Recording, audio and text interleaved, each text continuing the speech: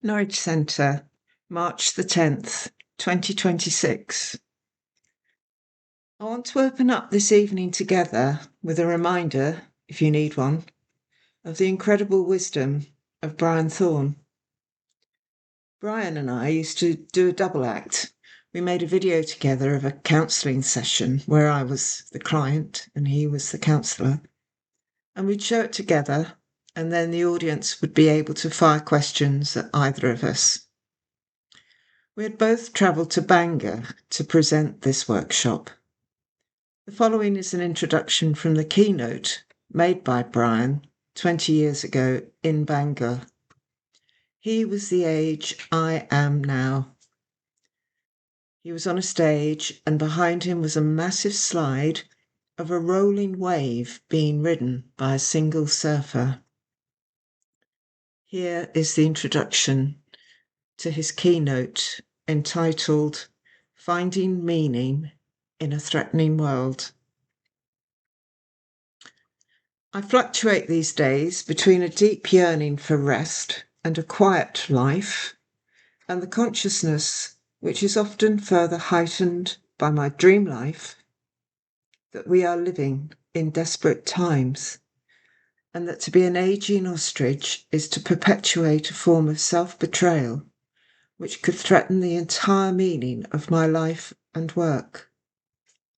This lecture is an attempt to devote what energy I have left to sounding a clarion call to those who cling still to the belief that humankind is called to embrace love and life and to oppose the forces of death and darkness. I feel rather like an explorer lost in a raging blizzard who knows he must keep awake and struggle on when the overwhelming temptation is to curl up in the snow, go to sleep, and seek the comforting arms of death. The clouds all around us are black indeed. Many have their origins in the appalling horrors which are almost too numerous to recall that permeated the last century. A kaleidoscope of monstrous and vile acts of human barbarity would include Nazi concentration camps, the Battle of the Somme, the destruction of Hiroshima, the firebombing of Dresden, Stalin's gulags, and nearer to our own times, the blasting of Fallujah, the Darfur massacres, the terrible genocide in Rwanda and the Congo, the horrors of Dunblane, and of an obscure school in Caucasian Russia.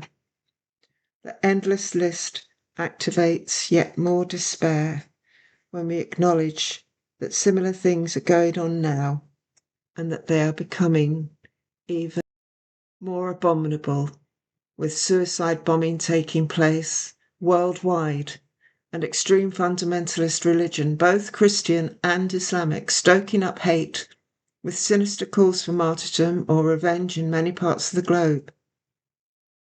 The picture becomes even more grotesque when we dare to face the environmental and ecological disaster with which global warming confronts us. Hurricanes, earthquakes, the Asian tsunami, drought and famine are but heralds of what probably lies ahead. And in recent months, more and more people have come to know this in their bones and fear for themselves, their children, and those as yet unborn. And still the juggernaut of materialism continues on its lemming-like rush to catastrophe. Our addictions to the motor car, the aeroplane, and to mindless consumption continue apparently unabated, and the president of the most powerful nation on earth only reluctantly acknowledges that there might be a problem, and then states that it is not scientifically proven anyway. I happened to find this transcript of Brian's keynote last week whilst going through some papers. Given the situation we're in now, it just felt an appropriate way to bring Brian into the room, so to speak.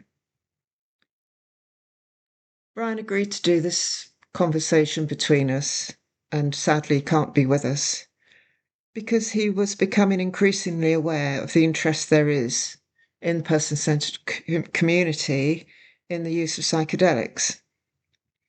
He invited me to come to the Norwich Centre because my present endeavour is in regards to the story entrusted to me by my friend Christine Bott.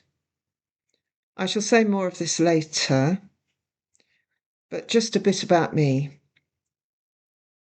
I first met Brian when I went to be interviewed for the Diploma in Counselling at the UEA in 1994. After completing my diploma, I was kept on as a trainee trainer and had a small post at the University of East Anglia as a staff counsellor. I then continued to have various roles for a variety of agencies over a period of about 30 years. Towards the end of my career, I spent 12 years running the Counselling for Depression training for NHS employees at the University of Nottingham, and I had the chance to facilitate working with creativity workshops with BA and MA students there and at the Norwich Centre. I ran a Contacting Creativity certificate at the University of East Anglia, where people from a variety of disciplines, many of whom had not encountered the person-centered approach, were encouraged to find new ways of engaging with their colleagues. Wanted to offer this talk because I think it's very important that those of us interested in the person-centered approach do not forget or overlook certain threads which were prevalent in the 60s and 70s. And I wish to offer some historical context to what is happening in 2026. How is LSD connected to the human growth movement, which was flourishing in the 60s and 70s? Why were people using LSD after it had been made illegal? Who was manufacturing it? And what was their motivation? Were they just drug dealers, or was there a more revolutionary intent behind their activity? LSD wasn't always illegal. It was a sanctioned focus for research from the early 1940s, when Hoffman first came across it by accident in his laboratory, whilst he was looking for ways, during the Second World War, of stemming blood flow from soldiers who were wounded in action, and on a parallel route for women in childbirth to stop them from hemorrhaging. So on the one hand, it was trying to stop soldiers from dying, and on the other hand, it was trying to enable more women to survive the unpredictable process of giving birth. Here is a quote from Richard Kemp, someone I will talk about in more detail later. He says, around about the time of the Second World War, Albert Hoffman was working in the laboratory of Sandoz in Basel in Switzerland. He set to, starting with agotamin. He had plenty of lysergic acid to work with. He tried to add a different amide, a nitrogen-varying molecule, back on to make a series of lysergic acid amides. So during the war in 1943, on April the 16th, he was riding home on his bicycle and he started to feel really weird. He started hallucinating, he was ataxic, he realised it was as a result of what he had been making that day. And it was the diethyl. That was the stage he had got to. So that's the first recorded psychedelic event, if you like, and it's known across the world as Bicycle Day because he was on a bicycle. Between 1954 and 1966, a scientist called John Lilly embarked on experiments and consequently discovered transcendental experiences through tank work, repetition of sound, working with dolphins, and the use of LSD. I was fascinated to discover that Carl Rogers talks about John Lilly and his work in A Way of Being. I'm sure most of you are familiar with A Way of Being. It was one of his later publications written in 1980. So Rogers wrote, I think of John Lilly, a scientist trained at the California Institute of Technology, who went on to study neuroanatomy, medicine and psychiatry, and who is perhaps best known for his 12 years of work with dolphins, trying to communicate with these animals who he believes are at least as intelligent as human beings. To trace his path from his beginnings as a scientist who believed only in mechanical models of reality to his present view that there are various levels of altered consciousness, which he has achieved and helped others to achieve, is mind-boggling. Along the way, he became convinced that the dolphins could read his thoughts. Lilly's experiences in a sensory deprivation tank, where he floated in warm water with absolutely minimal input of sight, sound, touch, or taste, were fascinating. He discovered that the inner world, without any external stimuli, was incredibly rich, sometimes frightening, often bizarre. In trying to understand this inner world, he experimented with LSD, with both illuminating and terrifying results. This led to meditation, unbidden thought transmission, and higher states of consciousness, in which he, like many before him, who were called mystics, experienced the universe as a unity based on love. Quite a distance from his Caltech training, these and other accounts cannot simply be dismissed with contempt or ridicule. The witnesses are too honest. Their experience is too real. All these accounts indicate that a vast and mysterious universe, perhaps an inner reality, or perhaps a spirit world of which we are all unknowingly a part, seems to exist. Such a universe delivers a final crushing blow to our comfortable belief that we all know what the real world is. So Lilly, through his research, had given credibility to mystics and mysticism, to visionaries, to meditators, to shamans, and shamanic practices. LSD was made illegal by the USA in 1963. All the legitimate research, mainly carried out by scientists from different schools of practice, came to a dead end.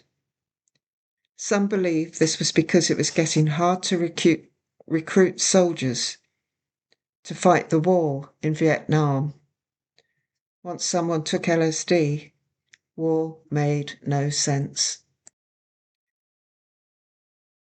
Carl Rogers was approached to start working with Vietnam veterans. This is when he began to realize the effectiveness of group work. And this was amplified whilst he was in Esalen in Big Sur, California. Esalen is described briefly in Pat Thomas's brilliant book, Did It? The Esalen Institute was founded in 1962 by two professors from Stanford seeking an alternative to academia, Michael Murphy and Richard Price.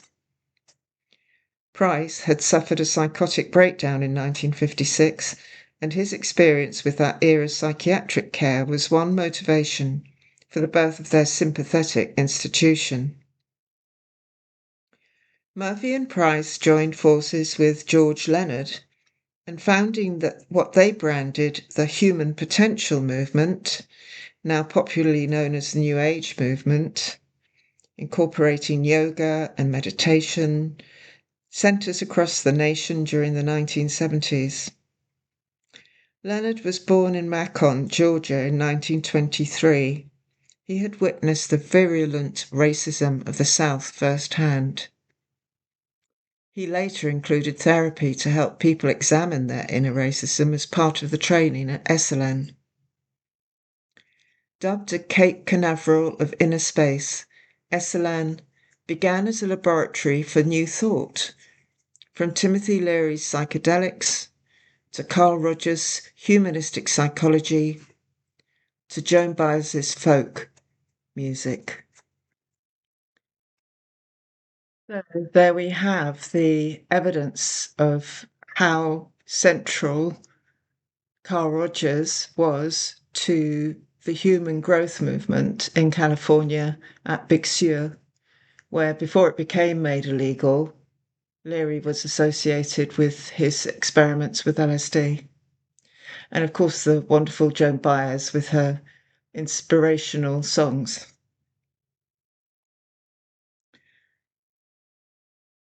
In 1962, Carl experienced the group encounters, facilitating them at SLN, gave evidence to him about the development of personal power, and that this frequently resulted in the participants finding a wish to resist rules for rules' sake, resist social and political impediments to reaching potential, and resist external attempts to control the individual.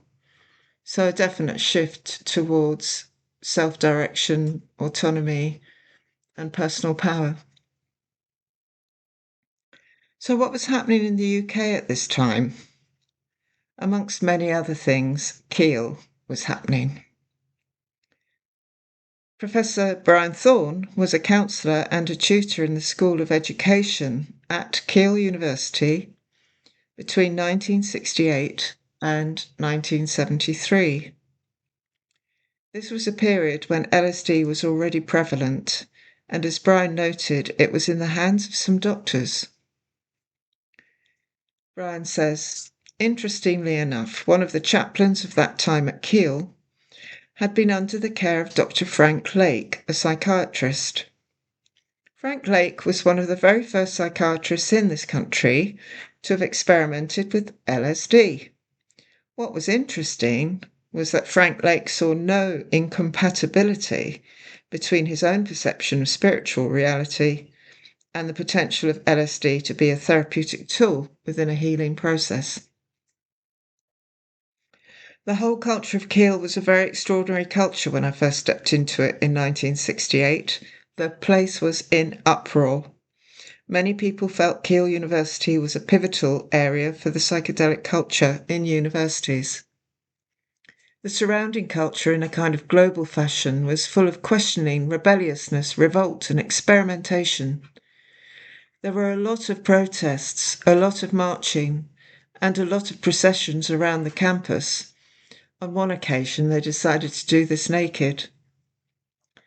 Quite a number of students had come through the trade union colleges, such as Coleg Harlech and so on, second chance people who were very impassioned and from very strong union and working class backgrounds, deeply thirsty for knowledge, but also very intent on social change, changing it from a very structured, somewhat hierarchical society to one which was going to be more open, be more egalitarian, and really care about the education for the entire population rather than for the elite.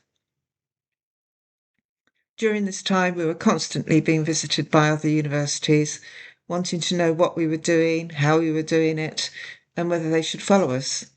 There was scarcely a week passed without some representative coming from another university. One of the agendas they brought was, how do we stop these students from being so rebellious? It sounds very exciting. There were students and faculty who were very idealistic, and there were others who were iconoclastic. They were intent on putting it graphically, I suppose, destroying the establishment. And bomb-making on Keele campus was very common. Picture the Vice-Chancellor's residence on Keele University in 1969, surrounded by 400 students who were humming, and I think in some cases the sincere belief that if they hummed well enough, the Vice-Chancellor's residence would levitate.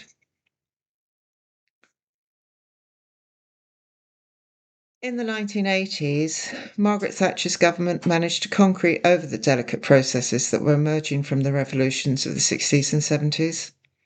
By cutting the funding of hundreds of projects that ran across the country when she came into power, she tore the heart away from the delicate process of liberation. Many did not survive the shock of that loss. New ways of cooperating and of being creative had begun to emerge. People had started to reclaim their personal power, and in the space of what seemed like a few weeks, people could no longer pay their staff, pay the rent on the premises they operated from. Dreams were shattered, livelihoods ended. All that remained intact for a notion of feminism, for example, to survive, were diverted into issues of wealth and sex. So to introduce Christine, she was my colleague at the University of East Anglia.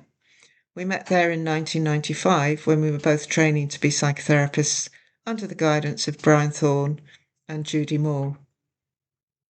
Christine and her lover, the brilliant chemist who we heard from earlier, Richard Kemp, were behind the largest global manufacturing of the purest LSD ever made. They provided 85% of the world's LSD.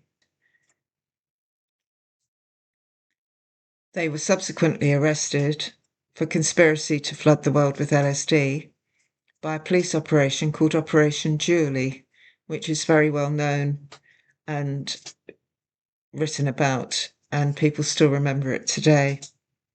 What they don't know, though, are the motivations and the stories behind Christine Bott and Richard Kemp. So in 2007, Christine gifted me her memoir, hoping she could find a way of telling her story. By then, cancer was ravaging her body, and her dream of making her story known after decades of silence was slipping away. I was her death partner, and finally, having tried for years to find a publisher, I took a leap of faith and self-published her story. Although many of Christine's contemporaries are now in their 80th decade, the mystery of what had happened to Christine and Richard had been a puzzle since 1978, when they were imprisoned. For them, the arrival of this book was exciting, as no one had heard anything of either Richard or Christine for decades. Christine, in the 70s, was willing to risk her future, her life, in order to try and help make the world a better place. The forces that were prevalent at the time really didn't want to change the trajectory. They didn't want to stop drilling for oil. They didn't want to stop putting DDT on all of the crops. They just wanted to make money and industrialize the world. Christine was driven by her literal experience of taking LSD, and as a scientist and as a doctor, she suddenly considered that the systems and the processes that she was learning about in terms of the human body were related to the earth and the planet and to plants. These processes, she felt, were not detached or different. They were all similar. They gave guidance around how to balance life and how you maintain good health. And I believe that really had an enormous impact on her. Here is a direct quote from her memoir, The Untold Story of Christine Bott. I believe that the process of industrialization, culminating in the discovery and release of atomic energy, was an opening up of knowledge that was beyond our moral and spiritual level of development control. With the right preparation, mindset, setting, and guide, an LSD trip could carry an individual into a brief experience of cosmic at-oneness. Such had previously occurred spontaneously to very few, and was the goal of mystics of all faiths, and of people who had maintained the knowledge and use of their aboriginal rituals and sacred plants. Both Christine and her partner, the chemist Richard Kemp, were aware of a report that came out in the 60s, which was issued by a group of scientists called the Club of Rome. The report was about the trajectory that we were set on as a race in terms of taking away from the planet more than we were putting back. And it was really alarming to them, and it was very much to do with the environment. Richard and Christine's decision to get involved in making LSD was driven by ecological concerns.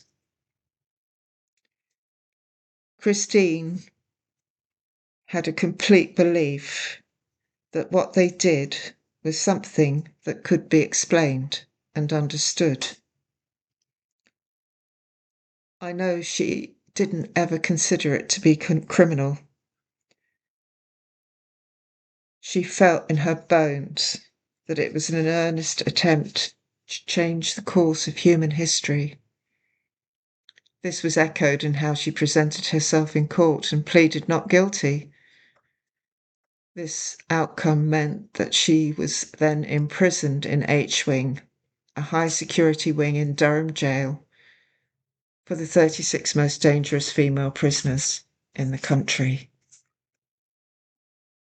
Just to make a correction, they were manufacturing their LSD between 1968 and 1977. In order to bring my younger self into this picture, I'd like to read a section from my own memoir, which I haven't published yet. It's called 5 Premonitions. This is about my early childhood experiences. My mum and I spent a lot of time on buses, going shopping, going to a nursery school, visiting her sisters in Collier Row and Harold Hill, part of the northern diaspora, housed in council estates from the impoverished mining villages from whence they came. I can't remember these things, they're deduced as my mother could not drive, so apart from walking, a bus would be the only option. Mum didn't ride a bicycle. Dad was barely there, driving his taxi around London. The first Canadian taxi driver, he was popular. One day we got a television, another day we got a telephone, another storage heaters. Up till then we depended on a very small coal fire. The inside of the windows used to ice up as Jack Frost was a frequent visitor. Chilblains were a part of the winter experience, as were blue-tip-pecked frozen and exploding silver foil-capped milk bottles. Paper-thin airmail letters would arrive from Canada, sometimes with news of births, others of deaths. A clunky old piano lived in the lean-to Dad built onto the house. Sometimes Auntie Angela would play it, other times my big brother would play some blues or boogie-woogie. A house that at times rang with laughter and music. Those times diminished as tensions developed when it became clear us children were not conforming, were not obeying. We were rebelling against the Catholic rules. The music of the Beatles, of Dylan, of Blind Lemon Jefferson and Big Bill Broonzy became the culture we engaged with. I wasn't aware, but I was the victim of local sectarianism. Despite having a school just a few minutes away, I was destined to be educated by the Catholic nuns in Romford. By a bit of scrubland adjacent to Romford Market was St Mary's Convent School. Suddenly I was under their care, nestled behind yew trees hardly visible to the road. The school was a crumbling Gothic building with strange unwieldy corridors. Walking into the convent, my senses would be bombarded. Frankincense wafted through the cigarette-yellow corridors of the building. Mary towered above in her blue and white gown, holding roses sculpted out of plaster. Jesus gazed lovingly, directly at you, draped in robes that looked soft and kindly, and your eyes drawn to the centre where his hands revealed his bloody heart swathed in a circle of thorns. Drops of blood fell suspended in time, depicting its bleeding state. Nuns whisked and rattled their way through the corridors as their heavily laden habits swept around their spare bodies. Their leather-laced boots slapped the floor, always in a hurry, and their long, weighted, beaded rosaries draped around their waists, flying around as the heavy metal crucifix bounced up and down, clattering against the metal rings. that held each bead together, far too close to still, soft, pink, childish cheeks. At this time, the chances some of them had been involved in the Magdalen laundries or knew women who were, very likely. They came from Ireland. Catherine! The cane slammed down on the wooden desktop, just missing my head as it rested on my folded cardigan-clad arms. Tiny fingers clenched as the massive wooden rosary beads balanced by the sinister leaden crucifix narrowly missed my pink ear. The stale breath enveloped my face as Sister Aidan burrowed her tiny eyes into my brain. I didn't realise it was a holy day here. Are you praying? Giggles started to ripple around the Victorian classroom, and the leather tap-tap-tip of Sister Xavier's unmistakable gait soon silenced that brief referee. Sister Aidan may be brutal, but no one held fear in the way the distorted arthritic body of Sister Xavier, the English headmistress, whose simple presence struck terror in everyone's heart. Opening my eyes, the glare of the light stung the tears rested inside. I was just very upset about something. Now, can you please tell me, girl, the first line of the catechism necessary for your confirmation, or has the devil taken your tongue? My tongue poked between my lips. My gaze narrowed, my mouth pushed forward, my jaw clenched, and hatred burned in my soul. The nun grabbed my arms, my legs locked around the chair, and the wooden floor screamed as she dragged me across the floor, still stuck to my oak protector. The class studied the ceiling, the walls, the floor, none of them risking the act of noticing, as that would result in complicity. The door locks were quite complicated, so there was no ease of exit for the nun, the girl, and the chair. The rosary beads were beating the nun's legs as she endeavoured in her wrestling with the melded chairperson, and Sister Xavier's distorted fingers struggled with the door catch. A parcel of urine began to manifest itself in the doorway, humiliating, yet the only weapon left. At that point, 3 more nuns arrived, and I was finally locked away in the scary office full of statues, morbid paintings, and the biggest crucifix I'd ever set eyes on.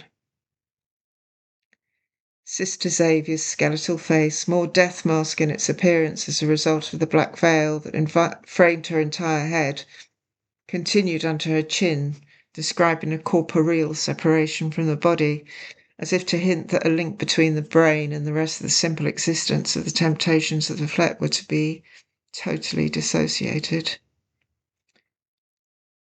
Here, girl. In a bizarre act, she handed me the cane. I was to thread it through her arthritic fingers so she could execute the punishment across my knuckles on my little hands.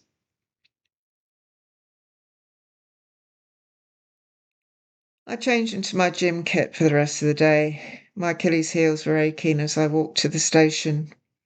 The tracks wove past the Greyhound Stadium and new flats were being constructed. Whistles from the builders wafted over the station as my shorter-than-normal culottes revealed my little legs. My favourite bus conductor ding-dinged the bell as I jumped onto the number 247. His gleaming smile puzzled me. Didn't he realise I was a devil child? Before I got my 4-penny ticket, he rolled a blank ticket and played a game preventing me from catching the paper. My stop was approaching. "Go on, beauty," he said, and a small smile broke through as I jumped off by the building site and ran up the hill. The conductor didn't expect or want or need anything from me. He was the best part of my day for 2 years. He wouldn't take my fare. He always caught me with the same ticket trick. He never asked me anything. He just saw me for who I was, a little girl. It allowed a sense begin in me that maybe I was okay. small drops of happiness in a straitjacket world.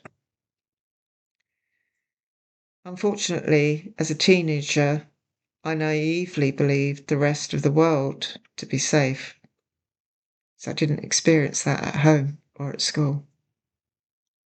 I ran away into peril.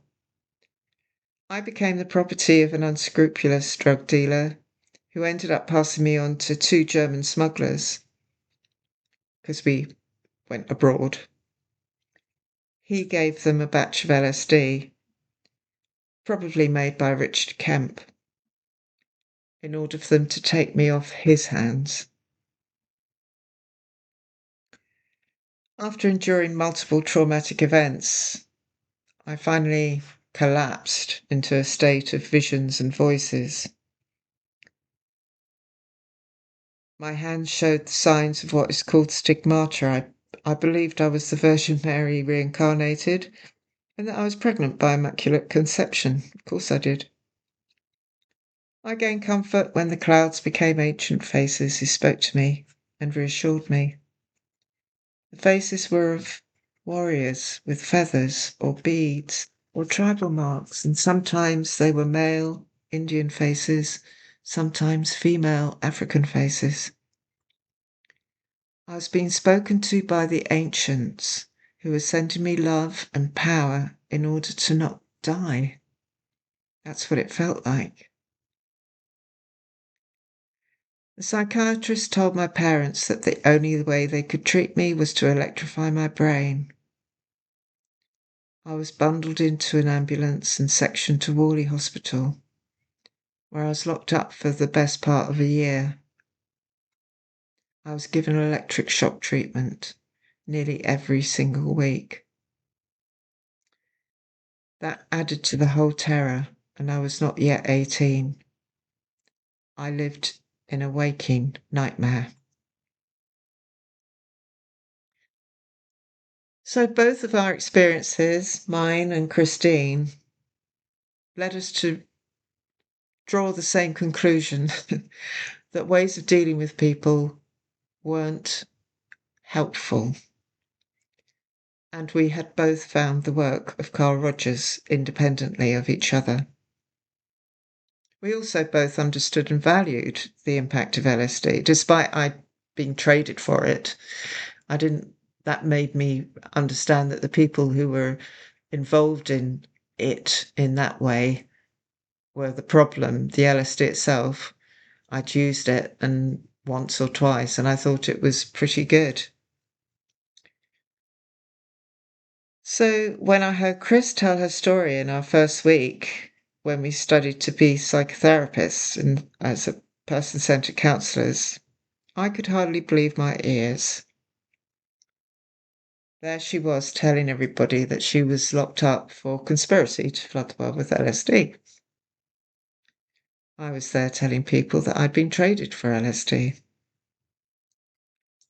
There were 12 years between us in age, and we became firm friends. So, would Christine think LSD was something to be used in treatment? She was horrified when she encountered a psychiatrist experimenting on a patient with it in the 60s. I suspect she'd be quite wary. She was also regretful about not having considered the impact what she called the caper had on some people. She wrote, I was far removed from the street reality that was the destination of most of our acid, and I did not want to know or look too closely at the possibility that flooding the unprepared nervous system with such an overwhelming blast of energy could leave individuals in a permanently burnt-out condition. So far, since self-publishing Christine's books, the messages I have received have been messages of gratitude, people who believe their lives were immediately transformed by using Richard's LSD and remained forever grateful. Richard's LSD, which is no longer available, was a powerful and impactful substance. It was to be treated with the utmost caution and respect. It was always advised that anybody taking an LSD trip should be in a specific environment that was peaceful, where most things could be predicted, it was safe, and that there'd be someone with you who was not tripping, who was helping you through what might be a 7 or 8 hour experience. After self-publishing The Untold Story of Christine Bott, I was contacted by the BBC, and they commissioned a podcast called Acid Dream, which is still available on BBC Sounds. In regards to Carl Rogers, there are still some people alive who knew Carl personally, and I've been curious to find out what they thought of Carl's interest in John Lilly and what he would think of LSD now in 2026. I was delighted when Carl's biographer, Howard Koschenbaum, got in touch with me and he gave me some answers. My guess is that if Carl were alive today, 1, he would not take psychedelics himself. He'd say he doesn't feel the need or desire, and or that he's too set in his ways to get into that whole new era. 2, he feels supportive for those who want to explore psychedelics and hopes they do it in a responsible way. 3, it's not an either or. From what he's read and heard, psychedelics can be useful for expanding consciousness and for therapeutic healing. And finally, he's glad that there seems to be institutions that are studying the use of psychedelics in a scientific way, and he'll be interested to see what they learn. So, the discoveries made by John Lilly, the psychological impacts of opening up, the whole experiencing theoretical basis of the work and research of Carl Rogers seem to manifest themselves in a kind of zeitgeist of the time. And these days, Carl's work continues in centres like the Norwich Centre, at universities like the University of Nottingham, up in Strathclyde in Scotland. And internationally, his large group work continues across the world. Nevertheless, even now, person-centered, client-centered approaches are harder to practice.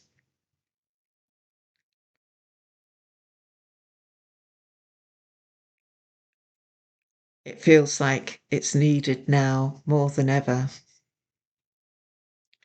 The majority of people's futures are in the hands of the excessive obsessions of the wealthy and powerful, often driven by the need for stuff and things. People obsessed with, amongst other things, extreme sexual practices, a wish to manage and control others and wield wars that lay waste the planet and seek to escape to Mars, pursuing power over those seeking a society which yearns for peace, love, and understanding. Let's not forget how Brian introduced his keynote 20 years ago with themes that completely echo what we're looking at now in 2026. Thank you for listening.